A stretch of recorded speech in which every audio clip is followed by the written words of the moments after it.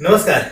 आज आपण आहोत आदम अली मुजावर यांच्यासोबत, जे रांगोळीकार आहेत आणि ज्यांनी 27 वेगवेगळ्या पद्धतीचे रेकॉर्ड रांगोळीमध्ये केलेले आहेत. आपल्याला ते नाव परिचित असेलच, परंतु हे सगळे 27 रेकॉर्ड्स करत असताना वेगवेगळ्या पद्धतीची एनर्जी घेऊन जगणारा हा अवलिया माणूस, आपण ज्याला म्हणतो कलंदर माणूस आहे.